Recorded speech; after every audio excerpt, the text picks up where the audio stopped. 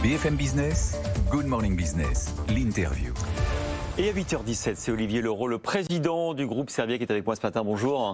Bonjour Christophe Jacobicine. Alors Olivier Leroux, c'est vrai que c'est un moment important pour le groupe Servier parce que c'est le moment du rebond et peut-être du pivot, notamment en cancérologie. L'affaire Mediator n'est pas tout à fait derrière vous car le parquet a fait appel, mais vous avez quand même provisionné 200 millions d'euros, enfin vous avez payé même 200 millions d'euros aux victimes l'an dernier, ce qui d'ailleurs a neutralisé votre résultat. Mais vous essayez de vous projeter dans l'avenir, de savoir ce que Servier sera demain. Alors on a reçu une nouvelle filiale, Biogarant, il y a quelques jours, dans les produits génériques, médicaments génériques qui performent très bien, premier en France. C'est quoi d'autre Servier aujourd'hui? Qu'est-ce que c'est Servier, les laboratoires Servier en France et dans le monde? Les laboratoires Servier, c'est d'abord un laboratoire pharmaceutique, international, indépendant. 4,7 milliards d'euros de chiffre d'affaires. Indépendant et qui a fait le choix extrêmement exigeant d'investir dans la recherche pour l'innovation. Et je reprends chacun de ces mots. Nous sommes un laboratoire international. Aujourd'hui, la France représente 4% du chiffre d'affaires des laboratoires. Seulement. 4%. Ouais. C'est-à-dire que 96% de nos médicaments sont prescrits dans le monde entier. Un laboratoire indépendant. Aujourd'hui, nous sommes gouvernés par une fondation, ce qui nous permet d'avoir une vision à long terme. C'est très original dans le secteur. Oui, ce qui nous permet d'investir de manière significative en recherche et en développement.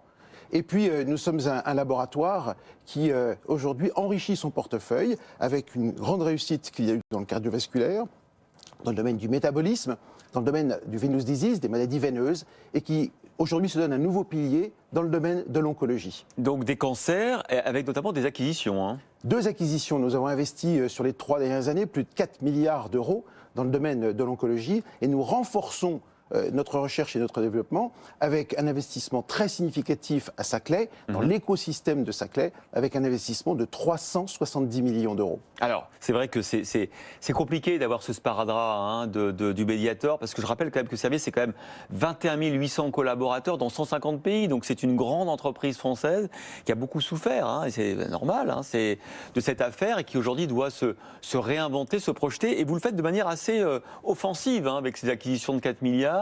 Le domaine du cancer, il n'est pas trop encombré déjà, parce que quand je reçois des laboratoires pharmaceutiques, ils me parlent tous d'oncologie. Pourquoi? Alors, nous sommes une mid-size, comme l'on dit, avec 4,7 milliards d'euros de chiffre d'affaires, et puis un EBITDA qui avoisine 626 millions. Nous sommes une mid-size. Comment une mid-size, dans ce domaine de l'oncologie, peut résister à la compétitivité? Et nous avons fait le choix de cibler des cancers rares.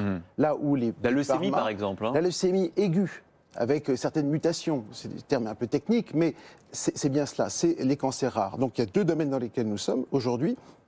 Le domaine des cancers gastro-intestinaux, et puis le domaine de la leucémie, donc le cancer du sang. Et puis nous allons nous orienter vers le cancer du cerveau, mais toujours en ciblant des cancers extrêmement rares. Alors comment on fait? Parce que je me suis posé la question en travaillant hier votre dossier, je me suis dit, ils ont des moyens, mais relativement limités par rapport aux grands labos. En plus, vous l'avez dit, vous êtes une fondation, on y reviendra tout à l'heure.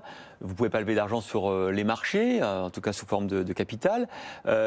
Comment on choisit, comment on prend les bonnes décisions pour dire, voilà, j'ai que 3-4 milliards à investir, je vais investir dans ces technologies en particulier? Comment vous faites le choix? C'est très dur. Alors, étant gouverné par une fondation, l'avantage, comme je vous le disais tout à l'heure, c'est que nous pouvons investir dans les axes que nous voulons avec une vision à long terme. Le temps long. Ce qui est très très important. La deuxième chose que nous permet cette fondation, n'ayant pas d'actionnaire, pas un actionnaire, nous pouvons réinvestir l'ensemble de notre résultat dans le développement du groupe. C'est un atout significatif. Maintenant, pour être compétitif, il faut évidemment sélectionner des axes thérapeutiques et au sein de ces axes, des maladies extrêmement rares. Et tout cela avec un support de plateformes technologiques de très très haut niveau. Et du reste, quand j'interroge les nouveaux collaborateurs, hier j'avais une session d'accueil avec les nouveaux collaborateurs du groupe. Combien de nouveaux collaborateurs par an, par exemple? Hier, j'en recevais plus de 36, j'ai 4 sessions par an, plus de 120-130 collaborateurs de très haut niveau et très talentueux. Quand je leur dis pourquoi rejoignez-vous Servier, j'ai toujours une réponse qui revient. La première, pour l'excellence des projets scientifiques que vous avez. La deuxième, pour votre indépendance. Cela donne du sens à la mission du laboratoire, cela a du sens à l'action qu'ils ont au quotidien. Alors c'est intéressant parce que c'est vrai qu'une fondation, ça peut faire partie maintenant des motivations de rejoindre un groupe de la part des jeunes notamment, qui sont très sensibles à la raison d'être. En même temps, est-ce que ce n'est pas un facteur limitant pour votre développement? Parce qu'une fondation, forcément, elle veut contrôler le capital, elle ne va pas l'ouvrir à de nouveaux acteurs, elle va se priver du coup d'argent frais venu des marchés financiers. Ce n'est pas un handicap aujourd'hui? Alors pour ça, il faut emprunter. Il faut emprunter sur les marchés, et emprunter sur les marchés à long terme, notamment aux États-Unis. Cela nécessite aussi une performance. C'est pour ça que nous sommes très exigeants sur la performance du groupe, quelle qu'elle soit, la performance thérapeutique, la performance économique, la performance sociale du groupe. Sur ces 3 aspects, nous travaillons pour permettre d'améliorer notre résultat, garder notre mission, bien sûr, qui est intemporelle, garder nos valeurs qui sont intemporelles, en revanche, adapter notre stratégie et y répondre avec les ressources qui viennent de notre performance. Alors, souvent dans les big pharma, on m'explique maintenant qu'il y a souvent 2 tendances. Il y a les médicaments issus de la chimie et puis les biomédicaments. Oui. Est-ce que vous êtes positionné sur les 2 aujourd'hui, vous? Aujourd'hui, 1/3 des médicaments que nous avons en recherche et développement en oncologie sont issus des biotechnologies. Les autres sont issus de la recherche chimique et de la production chimique. C'est une réalité. Et pour ceux qui sont aujourd'hui sur le marché prescrits, nous avons 2 qui sont issus des biotechnologies. Donc oui, Servier est dans le domaine des biotechnologies.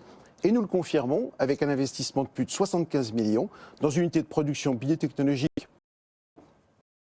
de clinique, c'est-à-dire pour les études cliniques, avant que ça soit sur le marché, sur notre site d'Orléans. Est-ce que vous regardez aussi les biotech? Parce qu'on a vu pendant cette crise pandémique que ceux qui avaient réussi à nouer des partenariats avec les biotech, par exemple Pfizer et BioNTech, s'en étaient extrêmement bien sortis. Est-ce que cette idée, parce que faute de trouver de l'argent frais sur les marchés en dehors de la dette, peut-être que vous pourriez vous allier à une biotech ou à des biotech, parce qu'eux, ils en trouvent de l'argent frais. Hein. Alors peut-être que nous avons été trop discrets sur ce sujet, mais depuis fort longtemps, nous avons des accords avec des biotech sur des projets qui sont ce qu'on appelle early stage, très en amont. Nous les développons. En plus, vous avez le temps long pour vous aussi. Hein. Des biotech qui sont françaises et des biotech qui sont étrangères. Et puis, nous investissons dans des fonds qui, eux, sélectionnent des biotech de qualité et nous permettent justement d'affiner notre choix sur des projets d'avenir et innovants pour le groupe. Est-ce que vous avez dans votre portefeuille de biotech des pépites? Est-ce que vous sentez déjà la pépite briller? On voit des pépites, mais comme tout médicament, dans le développement, il y a toujours une part d'incertitude. Parce que qu'est-ce qui qualifie notre secteur d'activité? La première chose, et la crise sanitaire vient de le faire ressortir encore plus, le médicament est un bien stratégique. Il sauve, il soigne des vies. La deuxième chose, c'est que la recherche, par nature, comporte une part d'incertitude. Et donc, ce qui caractérise notre métier, il faut que Servier le prenne comme enjeu, le risque, vive exactement, et développe des médicaments innovants. Comment se passe le marché chinois pour vous? Parce que j'ai vu que d'un côté, vous aviez des très bonnes performances dans les maladies veineuses avec le Daflon qui est vendu maintenant en Chine, et qu'en revanche, plus compliqué dans le domaine du cardiométabolisme. Alors, en Chine, première filiale du groupe Servier, nous étions à plus de 400 millions. Il est vrai que des appels d'offres ont été lancés par les autorités chinoises, et bien souvent, ce sont les acteurs locaux qui remportent ces appels d'offres. Cela est vrai pour l'ensemble de l'industrie pharmaceutique à partir du moment où le produit n'a plus son brevet, n'est plus couvert par un brevet.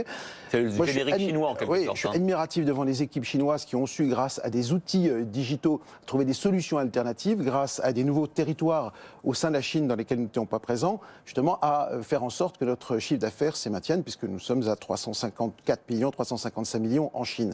Deuxième filiale qui a les États-Unis, qui sont en progression, très belle progression. Et puis la Russie, comme vous voyez, beaucoup de pays étrangers, puisque je vous le disais, la France, ce n'est que 4% de notre chiffre d'affaires. En revanche, c'est là où nous créons la valeur. Notre recherche et développement est principalement en France. Nous allons devenir un petit labo à Boston, mais sa clé, c'est quand même 370 millions d'investissements. C'est aussi notre production, qui est principalement en France, pour les principes actifs, ce qui est aujourd'hui rare et vraiment très utile pour éviter d'avoir des ruptures d'approvisionnement.